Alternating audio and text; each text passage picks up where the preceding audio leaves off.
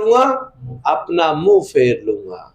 लूका रचित सुसमाचार को जब आप पढ़ेंगे तो वहां लिखा हुआ, जब तुम मेरा कहना नहीं मानते तो मुझे हे प्रभु हे प्रभु हे प्रभु क्यों कहते हो। आज इसी कैटेगरी के अंदर 95% विश्वासी हैं, कहना नहीं मानते हैं और हर संडे आकर हे प्रभु हे प्रभु हे प्रभु बड़ी बड़ी डकरा डकरा कर क्या करते हैं, प्रार्थना करते हैं। उनके शब्द सुनोगे तो कहोगे अरे बाप रे बाप, ये कितने आत्मिक व्यक्ति है, कितनी आत्मिक बहन है, ये कितना आत्मिक भाई है। उनकी बातें, वो शब्दों को ऐसे चयन कर करके बोलेंगे ताकि लोग जाने ये प्रार्थना करने वाला भाई है, प्रार्थना करने वाली बहन है। वो शब्दों का ऐसे चयन करेंगे। और जबकि व्यक्तिगत प्रार्थना 0/0 है। क्या है? 0/0 है। हालेलुया। उसी प्रकार जब तुम मेरा कहना नहीं मानते तो मेरे को हे प्रभु हे प्रभु हे प्रभु क्यों बोलते हो। साहब मत बोलो, क्या जरूरत है बोलने की। कहना मान नहीं रहे और हे प्रभु चिल्लाए जा रहे हो, प्रार्थना करे जा रहे हो, उसकी आज्ञा उसकी विधियों को तुम तोड़ रहे हो। इसलिए तो कह रहा है, जब तू मेरे आगे क्या फैलाएगा, हाथ फैलाएगा, तो मैं क्या करूंगा, वो फिर। ये असंख्य लोग हैं, मैंने बताया ना, असंख्य लोग हैं। परमेश्वर उनसे अपना मुंह क्या करता है, फेर लेता है। हालेलुया, फेर लेता है। वो रात दिन दुहाई देते रहे, लोगों को बताते रहे, एक प्रार्थना का भी उत्तर नहीं मिलेगा, क्योंकि परमेश्वर ने मुंह फेर लिया है। अब तुम चाहे कितने बड़े पास्टर से, कितने बड़े प्रभु की दासी से प्रार्थना करवा लो, कुछ होएगा ही नहीं, क्योंकि परमेश्वर ने मुंह फेर रखा तुमसे। तो साहब, क्योंकि तुम्हारा खुद का व्यक्तिगत जीवन परमेश्वर तो ठीक है ही नहीं। हालेलुया, तुम्हारा खुद का व्यक्तिगत जीवन परमेश्वर से ठीक है ही नहीं, और तुम क्या कर रहे हो, प्रार्थना कर रहे हो, प्रार्थना कर रहे हो, प्रार्थना कर रहे हो। वचन को सुनो, वचन को समझो और वचन के अनुसार जीवन को जियो। क्या कारण है कि परमेश्वर के सामने हाथ फैलाया और परमेश्वर ने अपना मुख हमसे फेर लिया। परमेश्वर धर्मी है। हालेलुया। जब एक मनुष्य उसके पास में आए तो बड़ी नम्रता और बड़ी दीनता से उसकी आज्ञा को मानने के लिए तत्पर होकर आए, एक पश्चाताप के साथ में उस परमेश्वर के पास में आए, अहंकार के साथ में नहीं, एक पश्चाताप के साथ में उसके पास आए। उड़ाऊ पुत्र क्या आया, पश्चाताप के साथ में अपने पिता के घर पे आया। किसके साथ में आया, पश्चाताप के साथ में आया। यही कारण था कि उसके पिता ने उसे गले लगाया। हमारे अंदर पश्चाताप है ही नहीं। हमें ऐसा लगता है जो हम कर रहे हैं वो सब ठीक है, सब ठीक है, क्योंकि हर व्यक्ति अपनी दृष्टि के अंदर अपने आप को खुद क्या करता है, सही साबित करने की कोशिश करता है और साबित घोषणा कर देता है। मगर क्या वो व्यक्ति, चाहे वो भाई हो चाहे बहन हो, परमेश्वर की दृष्टि में ठीक है? हालेलुया,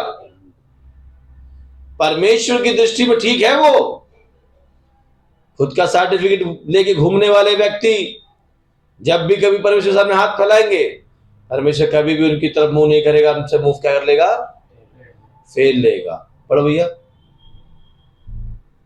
तुम कितनी भी प्रार्थना क्यों ना करो तो भी मैं तुम्हारी ना सुनूंगा। कितनी भी प्रार्थना क्यों ना करो तो भी मैं तुम्हारी प्रार्थना को ना सुनूंगा।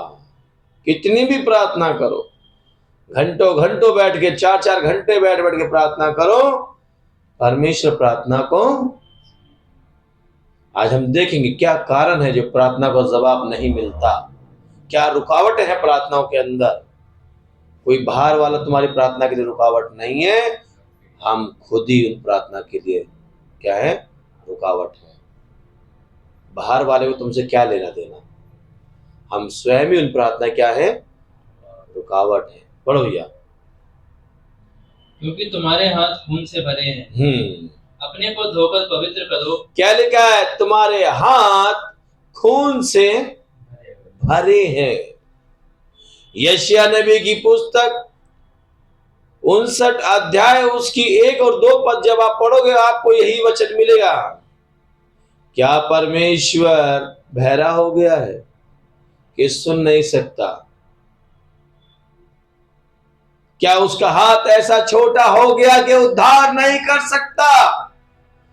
परंतु आगे लिखा, तुम्हारे अधर्म के कामों ने तुम्हें तुम्हारे परमेश्वर से अलग कर दिया है। तुम्हारे, बगल वाले ने नहीं, सामने वाले ने, तुम्हारे, ऐसे लिखा है वहां पे, तुम्हारे खुद के कामों ने तुम्हें तुम्हारे परमेश्वर से क्या किया है? अलग किया है। इंसान उस चीज का स्वयं जिम्मेदार है, दूसरा नहीं है। हम उठाकर दूसरे पे दोष दे देते हैं कि उस भाई की वजह से, उस बहन की वजह से, नहीं, तो स्वयं उसका क्या है? जिम्मेदार है। हालेलुया। खून से क्या है? हाथ भरे हुए हैं, और हम हाथ फैला रहे परमेश्वर के सामने। उन खून से सने हुए हाथों को भरकर हम फैला रहे परमेश्वर के सामने। अरे वाह इंसान, परमेश्वर मुंह करेगा? फेर लेगा। इसी में अपने हाथों को धोकर शुद्ध करो। नीति वचन 21 का जब 13 पढ़ोगे तो वहां क्या लिखा है? पढ़ दो भैया वचन भी। नीति वचन 21 का 13।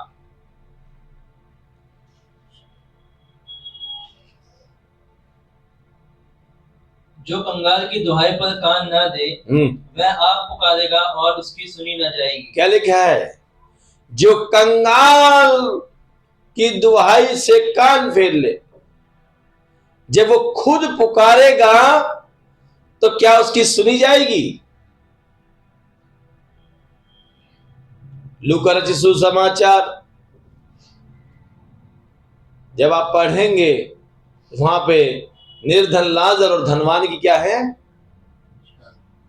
वहां लिखा हुआ है, कभी भी उस धनवान व्यक्ति ने उस निर्धन लाजर की पुकार को उसकी ओर कान नहीं लगाया है, कभी भी नहीं। वो कंगाल निर्धन लाजर उसकी देवड़ी पे पड़ा रहा, वो व्यक्ति ने कभी भी उसकी दुहाई की और उसकी ओर कान को नहीं लगाया, नहीं लगाया। क्या हुआ? जब वो पुकारा कहां पे? नरक में, तो क्या उसकी ओर कान लगाया? उसकी सुनी? नहीं सुनी। जब आप किसी के दुख में भागी नहीं हो सकते, जब आप किसी के दर्द को महसूस नहीं कर सकते, आप किसी की दरिद्रता को नहीं समझ सकते, तो आप किसे अपेक्षा कर रहे हैं? कैसे अपेक्षा कर रहे हैं? सामने वाले से। किसी के दुख में आप खड़े नहीं हुए, किसी असहाय की आपने सहायता नहीं करी, किसी भूखे को एक वक्त आपने भोजन भी नहीं खिलाया, और आप प्रार्थना कर रहे हो। अंदर विद्रोह रखकर तुम प्रार्थना कर रहे हो, ढहा रखकर तुम प्रार्थना कर रहे हो। तुम्हारी प्रार्थना परमेश्वर कभी नहीं सुनेगा। यहां विद्रोह कर रखकर, किसी कंगाल की, बेसहारे की शुद्धि ना लेकर उन्होंने तुम्हारे सामने दुहाई दी, तुमने उनकी दुहाई को हंसी और ठट्ठे में उड़ा दिया। एक लाचार को तुमने मजाक में उड़ा दिया, जबकि वो वाक्य में लाचार था या लाचार थी, तुम उसका मजाक बना रहे थे। परमेश्वर तुम्हारी दुआइयों पर कान देगा क्या? कान देगा। इसलिए बाइबल कहती है याकूब 4:17 के अंदर, जो भलाई करना जानता है भलाई नहीं करता वह पाप है। क्या है? पाप है। इसीलिए वो कह रहा है वचन कि अपने हाथों को पहले क्या करो? धो लो। अपने हाथों को धो लो। आपके हाथ तो साफ पाप से रंगे हुए हैं। और हाथ धोने का मतलब एकमात्र जो है यीशु मसीह का लहू, जो सारे पापों को धोकर क्या करता है? शुद्ध करता है। बाइबल स्पष्ट कहती है यदि हम अपने पापों को मान लें तो यीशु का लहू हमें सारे पापों से क्या करता है? शुद्ध करता है। हम अपने हित की ना सोचें। फिलिप्पी 2:4 में लिखा है, हम अपने हित की नहीं परंतु औरों की भी चिंता करें। हम अपना अपना भला मना रहे हैं, हम अपना अपना बेनिफिट देख रहे हैं, हम अपना अपना पक्ष देख रहे हैं, जबकि परमेश्वर का वचन क्या कहता है? यदि आपके पास में 2 रोटी हो तो एक को दे दो, 2 कुर्ते तो उसको दे दो, कोई भूखा है तो उसे, जो नंगे नंगे मारे फिरते हैं उनको अपने ध्यान न दो। और हम शुद्धि नहीं ले रहे किसी की, हम किसी के बारे में सोच नहीं रहे हैं। अनेकों ढाह और ईर्ष्या हमारे जीवन के अंदर भरी पड़ी है और हम कर रहे प्रार्थना लंबी लंबी। परमेश्वर सुनेगा? कभी नहीं सुनेगा। मरकुस सुसमाचार 11वां अध्याय उसकी 25 पद को जब आप पढ़ोगे, जब तू खड़े होकर प्रार्थना करे, यदि तेरे मन में किसी भाई के प्रति किसी बहन के प्रति कुछ है तो उसे क्षमा कर दे। क्या कर दे? क्षमा कर दे, तो तेरी प्रार्थना ग्रहण होगी, अन्यथा तेरी प्रार्थना ग्रहण नहीं होगी। आप तो सिर्फ लोगों को दिखाने के लिए प्रार्थना कर रहे हो कि मुझे इतनी प्रार्थना आती है, मैं इतना प्रार्थना करना जानता हूं, इतना प्रार्थना करने जानती हूं, जबकि अनेक मन के अंदर हमारे अंदर भारत में कड़वाहट भर रखी है। शैतान को हमने खुद अवसर दे रखा है, बेटे तो शैतान खुद जानता है कि तू करते रहे प्रार्थना, तेरी एक प्रार्थना पहुंचने वाली नहीं है, तेरे तो कार तो उसमें क्या नहीं है? गोली नहीं है। ये उस तोप के समान है जो तोप के अंदर गोले खत्म हो चुके फिर भी सलामी दे रही है। तोप में गोले खत्म है, अब फिर भी क्या दे रही है? वो सलामी दे रही है। आज असंख्य बिलीवर्स, असंख्य प्रभु के खादिम भी इसी कैटेगरी के अंदर है। हालेलुया। दुआइयां दे रहे हैं परंतु खुद के हाथ क्या रखा हुआ है? खून से रखे। पढ़ो, ये शेर पढ़ो भैया। अपने को धोकर पवित्र करो, मेरी आंखों के सामने से अपने बुरे कामों को दूर करो। क्या लिखा? मेरी आंखों से बुरे कामों को दूर करो। और यदि आप परमेश्वर का पवित्र वचन शास्त्र जानेंगे तो मेरे प्रियो, प्रकाशित वाक्य 22:12 में लिखा, यहाँ का कामों को, बुरे कामों को दूर करो, क्योंकि परमेश्वर अंत में हमारे कामों के अनुसार हमें क्या देगा? प्रतिफल देगा। लिखा हुआ है वहां पे। इसीलिए कह रहा है अपने बुरे कामों को क्या करो? दूर करो, क्योंकि हमें अंत में जो हमें प्रतिफल मिलेगा वो हमारे कामों के अनुसार मिलेगा। इसलिए परमेश्वर चाहता है बुरे कामों को दूर करो जो तुम्हारे जीवन के अंदर है। अनेक बुराइयां भरी पड़ी हैं, उन बुरे कामों को छोड़ना है। छोड़ नहीं पा रहे साहब, क्या करें? चाहते तो हैं छूट जाए। असंख्य लोग मैंने अपने जीवन के अंदर देखे, वो आए कि भैया हम ये चीज छोड़ना चाहते हैं मगर छूट नहीं पा रही। हम ऐसे पाप के अंदर क्या हैं? लिप्त हैं। आप प्रार्थना कीजिए और वचन को अपने हृदय में जगह दीजिए। 2 चीजें, सब प्रथम प्रार्थना कीजिए और वचन को अपने हृदय के अंदर जगह दीजिए। जिस प्रकार से भजन संगीता 119:11 में लिखा हुआ है, मैं तेरे वचन को अपने हृदय में रख छोड़ा ताकि तेरे विरुद्ध, बस समझ में आ गई। हालेलुया। जब वचन को आप जगह देंगे, वचन को रख छोड़ेंगे तो आप पाप करेंगे नहीं, उस पाप पे आप छुटकारा पा जाएंगे। और बाइबल स्पष्ट कहते जो मनुष्य से नहीं हो सकता वो परमेश्वर से हो सकता है। ये वचन ही है। इसीलिए यूहन्ना सुसमाचार 15वां अध्याय को जब आप पढ़ेंगे तो वहां लिखता है तुम उस वचन के कारण पवित्र हो, शुद्ध हो। ध्यान रखना, उस वचन के कारण। ये वचन ही है। जब वचन को जब आप पढ़ेंगे, वचन को हृदय में जगह देंगे, तो जो चीजें गढ़ बना के जो बैठी हुई है ना, वो धीरे धीरे कट कट कर निकलना शुरू हो जाएगी, क्योंकि परमेश्वर का वचन एक हथौड़े के समान है। यिर्मयाह में लिखता है, हालेलुया। वो धीरे धीरे तोड़कर उन सारी चीजों को, जो चट्टान आपने बुराइयों की, पाप के अंदर बैठा रखी है, वो वचन का हथौड़ा जब लगेगा वो टूटता चला जाएगा। क्या हो जाएगा? टूटता चला जाएगा, और आप उस चीज से क्या पाते जाएंगे? छुटकारा पाते चले जाएंगे। हालेलुया। ये आपको खुद करना होगा। आप हर संडे जाकर सर पे हाथ रखवाने से कुछ नहीं होगा, क्योंकि तुम्हारे अंदर खुद की इच्छा है। उस चीज को तुम अपने जीवन के अंदर लागू करो। आज असंख्य लोग एतवार के दिन आकर प्रार्थना करवाते हैं, केवल उस प्रार्थना से कुछ नहीं होगा जब तक आप उस चीज पे स्वयं कार्य करना ना शुरू करें। प्रार्थना तो आपने करा ली, आपके अंदर से वो सारी चीजें जा नहीं रही है, क्योंकि तुम्हारा मन उसी के अंदर अभी भी फंसा हुआ है। उस चीजों से तुम मन फिराना चाहते नहीं, तो प्रार्थना करा के तुम करोगे भी क्या? आपके अंदर कूट कूट के वह विचार भरा हुआ है। किसी भी जवान पुरुष को देखकर, किसी भी जवान स्त्री को देखकर आपकी लाल टपकने लग गई, तो क्या हुआ? आपके अंदर तो भरा पड़ा है ना। क्या करूं साहब?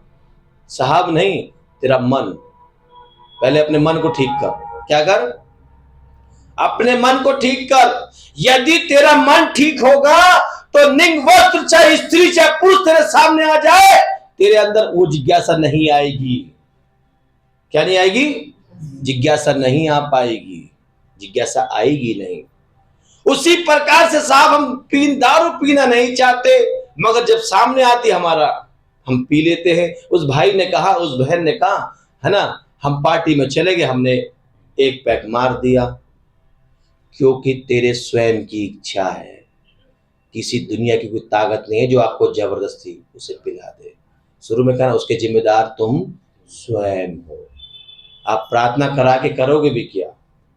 आपके अंदर तो वो इच्छा अभी जा ही नहीं, तुम इच्छा को खत्म कर ही नहीं रहे।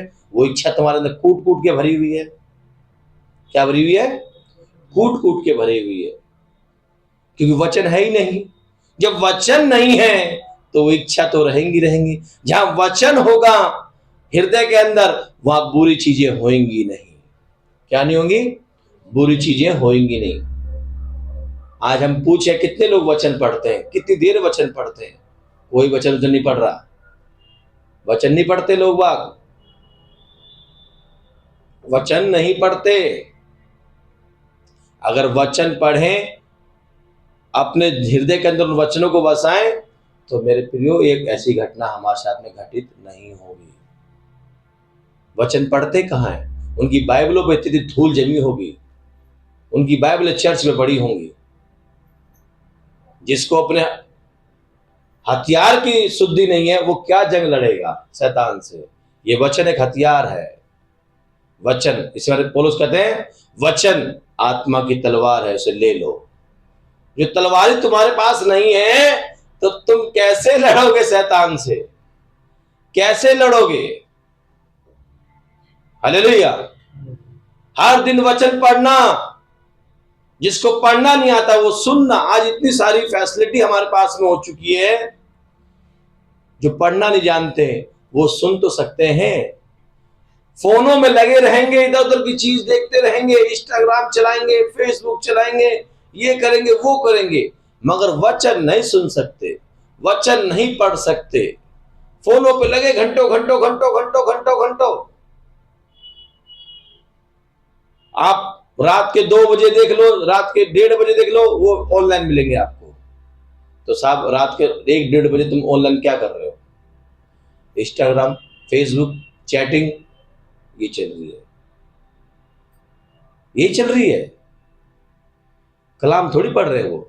अगर उससे थोड़ी देर भी आप 1 घंटा भी मन से वचन पढ़ लोगे, वचन को हृदय में जगह दोगे, तो रात को ना तो कोई तुम्हें भूत दिखेगा ना कोई सांड दिखेगा। हालेलुया। क्योंकि वचन आपके हृदय के अंदर क्या करेगा? काम करेगा, काम करेगा। कुछ लोग ऐसे होते हैं, वचन की बात करो तो क्या होता है उनको? Boring boring boring boring boring, है ना। और संसार की बात करने लग जाओ, भाई साहब ऐसे जागृत होकर सुन देखेंगे।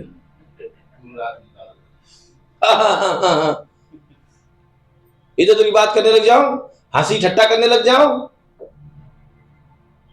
उनकी एक पलक नहीं झपकेगी, एक पलक भी, और चेहरे की मुस्कुराहट भी खत्म नहीं होगी। और जहां वचन आया, चेहरे की मुस्कुराहट भी उनकी गायब और उनके शटर भी गिर गए, क्योंकि उन लोगों ने वचन को जगह दी नहीं है, वचन को जगह दी नहीं है। जब वचन पढ़ते हैं, वचन को अपने जीवन के अंदर लागू करते हैं, तब जब हम प्रार्थना करते हैं, उस प्रार्थना का परमेश्वर आमीन में जवाब देता है। और चाहे आप किसी छोटे बच्चे से भी सर पे हाथ रखाओगे, वो प्रार्थना स्वीकार होती है, आपके जीवन के अंदर कार्य होते हैं।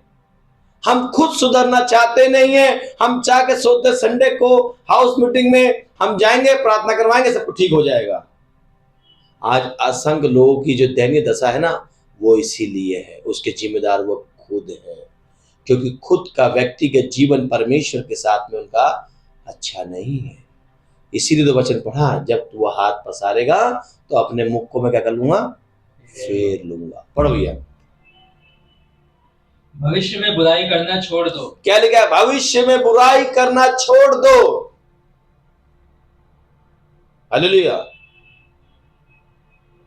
बाइबल के अंदर एक व्यक्ति, इसका नाम है यावेज। इतिहास की पुस्तक को जब आप पढ़ोगे पता चलेगा, उसने प्रार्थना करी, भला होता तो मुझे आशीष देता, मेरे देश को बढ़ाता, तेरा हाथ मेरे साथ रहता और तू मुझे बुराई से बचाता। बुराई को छोड़ना है। भजन संहिता 34 के अंदर लिखा है, बुराई को छोड़ो और मेल को ढूंढो। हालेलुया। बुराई, कौन सी बुराई? जो परमेश्वर के विरुद्ध हम जो काम कर रहे हैं, सारी बुराई छोड़ो। प्रथम यह है, जो परमेश्वर के विरुद्ध हम काम कर रहे हैं, सब बुराइयां हैं, उन बुराइयों को छोड़ना होगा। और उसके बाद में यदि हम किसी भाई या किसी बहन के, है ना, वो व्यक्ति सच्चा है, उसकी हम बुराइयां कर रहे हैं, तो हम क्या कर रहे हैं? पाप कर रहे हैं। यदि कोई भाई की हम बुराई कर रहे हैं, किसी बहन की बुराई कर रहे हैं, तो हम क्या कर रहे हैं? पाप कर रहे हैं, पाप कर रहे हैं। क्या जरूरत है किसी की सुनने की? मत सुनो। यदि आपसे कोई ऐसी बुराई कर रहा है, कर रही है, भाई साहब एक मिनट, मैं उस भाई को बुला देता हूं, उस भाई ने उसके सामने करो बात, मेरे सामने करने की कोई जरूरत नहीं है। हालेलुया। क्योंकि वो बुराई भी एक पाप है, इसे बुराई को छोड़ो। आज असंख्य लोग इस चीजों में लिप्त हैं। क्या है? लिप्त हैं। आपको उकसाया जाएगा ताकि आप भी उस बुराई के अंदर क्या हो जाओ? शामिल हो जाओ। हालेलुया। इन सब चीजों से हमें क्या होना चाहिए? सावधान होना चाहिए, सावधान होना चाहिए। पढ़ो भैया। भलाई करना सीखो। क्या लिखा है? भलाई करना सीखो, क्योंकि तुम्हारा जो स्वर्गीय पिता वो भलाई करता था। क्या करता था? भलाई करता था। इसीलिए तो रोमन्स कहती है, रोमन की पत्री 12वां अध्याय, बुराई से ना हारो, भलाई से बुराई को जीत लो। ये बाइबल का मैथमेटिक्स है साहब। हमें भलाई करनी है, बुराई, यदि कोई बुराई कर भी रहा है तो भलाई करके उसे जीत लेना है, ताकि वो भी भलाई करना सीख ले। हालेलुया। पढ़ो भैया। यत्न से न्याय करो, उपद्रवी को सुधारो, अनाथ का न्याय चुकाओ। क्या लिखा है? उपद्रवी को सुधारो। सुधारने के लिए बात है। यदि कलीसिया के अंदर कोई उपद्रव कर रहा है तो सुधारना भी है, सुधारना है। बाइबल स्पष्ट कहते हैं, उपद्रवी को कलीसिया के अंदर कोई उपद्रव कर रहा है, उसे सुधारना भी है। नहीं सुधरेगा तो 2 गवाह को पकड़ के उसे कलीसिया से बाहर भी करना है। क्या करना है? चेतावनी देनी है 2 बार 3 बार, सुधर जा, नहीं तो बाइबल में वचन में लिखा उसे बाहर निकालो। क्या निकालो? बाहर निकालो उसे, बाहर कर दो उसे, बाहर भगाना उसे। हालेलुया। उपद्रवी को क्या है? सुधारो, सुधारना होता है। पढ़ो भैया। अनाथ का न्याय चुकाओ, अनाथ का न्याय चुकाओ, जिस प्रकार से याकूब 1:27 के अंदर अनाथ और विधवा को क्या लो? ये तो भक्ति का भेद है। अनाथ और विधवा क्या लेनी है? शुद्धि लेनी है। इसे अनाथ का न्याय चुकाओ। यदि कोई ऐसा है, चाहे वो हो, उसकी हमें शुद्धि लेनी है, उनका न्याय चुकाना है। हालेलुया। उनके साथ में हमें खड़ा होना है। हालेलुया। पढ़ो भैया। विधवा का मुकदमा लड़ो। यहोवा कहता है, आओ हम आपस में वाद विवाद करें। क्या लिखा? यहोवा कहता है, आओ हम आपस में वाद विवाद करें। और आगे कहता है, पढ़ो। तुम्हारे पाप चाहे लाल रंग के हों, तो भी वे हिम के समान उजले हो जाएंगे। क्या लिखा? जब परमेश्वर के सामने आप आओगे, वाद विवाद करोगे और परमेश्वर के सामने उन गलतियों का प्रायश्चित करोगे, तो तुम्हारे पाप चाहे कितने भी गहरे उसके हों, लाल रंग के, वो हिम के समान श्वेत किए जाएंगे। ध्यान रखना, श्वेत, हिम के समान। ऐसा लगता है मैंने बहुत गलती करी है, मैंने बहुत पाप किए, मुझे कोई क्षमा नहीं करेगा, मेरे से बहुत बड़ा अपराध हुआ है। मगर जब हम परमेश्वर के सामने जाते हैं, घुटने टेकते हैं, सच्चा प्रायश्चित करते हैं, परमेश्वर उनको एक काली घटा के समान, यशायाह में लिखा हुआ है, हटा देता है। और यशायाह में लिखा है वो उन्हें पीछे फेंक देता है। मीका 7:18 के अंदर लिखा हुआ, तेरे समान ऐसा ईश्वर कहां जो हमारे पापों को गहरे समुद्र के अंदर डाल दे। ध्यान रखना, जब हम परमेश्वर के पास जाते हैं, परमेश्वर एक कार्य करता है। हम उसके पास जाए तो सही, वो हिम के समान श्वेत हमें करने के लिए तैयार है, परंतु हम उसके पास जाने के लिए तैयार कहाँ है? तैयार नहीं है। जब उसके पास हम जाते हैं, परमेश्वर हमें एक आनंद शांति से भरता है, और हम जब अपने पापों को अंगीकार करते हैं और उसके बाद हमारी प्रार्थना जो हम करते हैं, चाहे वो 15 सेकंड की प्रार्थना क्यों ना हो, उन प्रार्थनाओं में परमेश्वर अपना कान, अपना ध्यान लगाता है। अतः हमारा व्यक्तिगत जीवन ठीक नहीं है, हम कितनी भी प्रार्थना कर लें, हमारी प्रार्थना का उत्तर नहीं मिलेगा। शैतान तुम्हारे प्रार्थना में घुस जाएगा, शैतान तुम्हारे। इसलिए जब आप प्रिपेयर ना हो, आत्मिक रीति से तैयार ना हो, तो किसी के लिए प्रार्थना भी मत करो। पहले अपने लिए प्रार्थना करो, अपने आप को ठीक करो, अपना परमेश्वर संबंध ठीक करो। यदि आपका संबंध ठीक नहीं है प्रभु के साथ में, आपका व्यक्तिगत जीवन ठीक नहीं है और आप किसी के लिए प्रार्थना कर रहे हो, शैतान उसके छोड़कर तुम्हारे जीवन के अंदर तमाशा बनाना शुरू कर देगा। मैं सही बता रहा हूँ, मैं तमाशा बना देगा। आपने किसी को दिखाने के चक्कर में, अपनी वाहवाही की लूटने के चक्कर में आपने इस कार्य को कर तो दिया है, मगर उसके दंड तुम ही भोगोगे। वो शैतान तुम्हारे जीवन को इतना बर्बाद करके धर देगा, तुम्हारी लाइफ को, तुम्हारी फैमिली को चौपट करके धर देगा। क्या कर देगा? चौपट करके धर देगा। इससे बड़े सचेत होकर प्रार्थना करनी चाहिए। किसी के लिए प्रार्थना करने से पहले हमारे प्रार्थना का जीवन है कि नहीं है, हम प्रार्थना में मजबूत हैं कि नहीं है, हमारा जीवन पाक साफ है कि नहीं है। यदि नहीं है और आप प्रार्थना करोगे किसी के लिए, तो बड़ी बड़ी संकट में फंस जाओगे। फिर कोई ना पास्टर काम आएगा और ना कोई भाई काम आएगा, ना कोई दासी काम आएगी, कोई काम नहीं आएगा, क्योंकि वहाँ भी तो उसके जिम्मेदार स्वयं खुद हो। हमारा काम है बताना, चेतना ना चेतना सामने वाले की जिम्मेदारी है। हालेलुया। इसे प्रिपेयर होके प्रार्थना करना, किसी के लिए भी करना। यदि प्रिपेयर नहीं हो तो प्रार्थना मत करो, कोई जरूरत नहीं है। ये युद्ध है, प्रार्थना एक मल युद्ध है, शैतान के साथ में युद्ध होता है। ये कोई फॉर्मेलिटी नहीं है, ये कोई आम बात नहीं है। आज इसीलिए मैंने अनेक परिवारों को देखा, उनका परिवार बिल्कुल छितर-बितर हो गया, उनका खुद का आत्मिक जीवन बर्बाद हो गया और अनेकों रोगों से वो ग्रस्त हो गए। क्या हो गए? रोगों से वो ग्रस्त हो गए। कारण यही है, खुद का जीवन ठीक नहीं है, परमेश्वर के साथ मेल मिलाप है ही नहीं, और वो प्रार्थना कर रहे हैं। शैतान को क्या कर दिया उसने? अवसर दे दिया। शैतान को क्या दे दिया उसने? अवसर दे दिया। इसलिए मेरे प्रियो, ये कारण है। और जब हमारा परमेश्वर के साथ संबंध अच्छा होता है, हम प्रार्थना करते हैं, उपवास करते हैं, परमेश्वर हमारी प्रार्थना के कान लगाता है, ध्यान देता है और हमारी प्रार्थना का जवाब आमीन में देता है। Hallelujah, hallelujah. आइए अंतिम प्रार्थना करते हैं। धन्यवाद यीशु, मेरे प्यारे खुदा, तेरा धन्यवाद। अल्फा ओमेगा और आदि और अंत आपका धन्यवाद परमेश्वर। आप महान, आप अनुग्रहकारी, आप दयालु, आप कृपालु परमेश्वर है। आपके जैसा कोई नहीं परमेश्वर। प्यारे पिता, हम तेरे चरणों में आते हैं, एक मन एक चित्त होकर तुझसे प्रार्थना करते हैं प्रभु जी। प्यारे पिता, हमारी प्रार्थना की ओर पापा कान लगा परमेश्वर। अपनी आत्मा, अपने सामर्थ्य हमें भर परमेश्वर। ये उपवास प्रार्थना परमेश्वर, जितने बेटा बेटी ऑनलाइन ऑफलाइन प्रभु जी इस प्रार्थना को अटेंड कर रहे हैं परमेश्वर, इनके आत्मिक बढ़ोतरी के लिए हम आपसे दुआ करते हैं। इनका आत्मिक जीवन मजबूत होने के लिए प्रार्थना करते हैं प्रभु जी। ये वचन में जड़ पकड़ने के लिए प्रार्थना करते हैं प्रभु जी। तेरे वचन का प्रकाशन प्राप्त करने के लिए प्रार्थना करते हैं प्रभु जी। प्यारे पिता, आशीष दीजिए परमेश्वर। ये दिन प्रतिदिन आपके रूप में रूपांतर हो, तेरे नाम को महिमा करे प्रभु जी।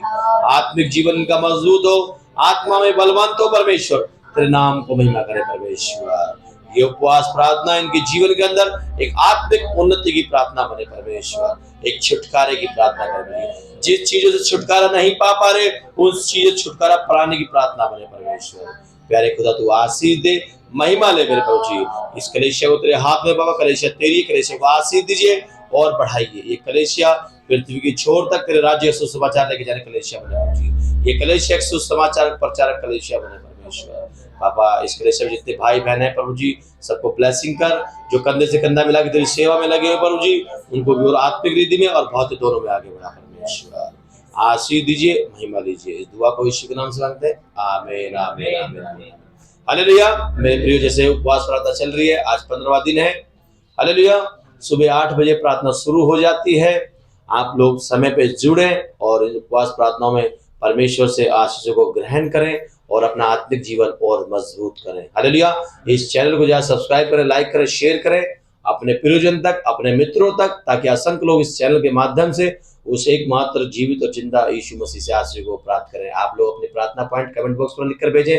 डिस्क्रिप्शन पे हमारा फोन नंबर है, फोन के द्वारा भी आप अपनी प्रार्थना पॉइंट बता सकते हैं, ताकि कलेशिया में अनेक लोग हैं जो प्रार्थना की योद्धा हैं, जो निरंतर प्रार्थना करते हैं, वो आपके हर एक विषय के लिए प्रार्थना करेंगे और परमेश्वर उस प्रार्थना पे आमीन बोलेगा और आप उस परमेश्वर की जीवती गवाही बनेंगे। आप सभी को जय मसीह की।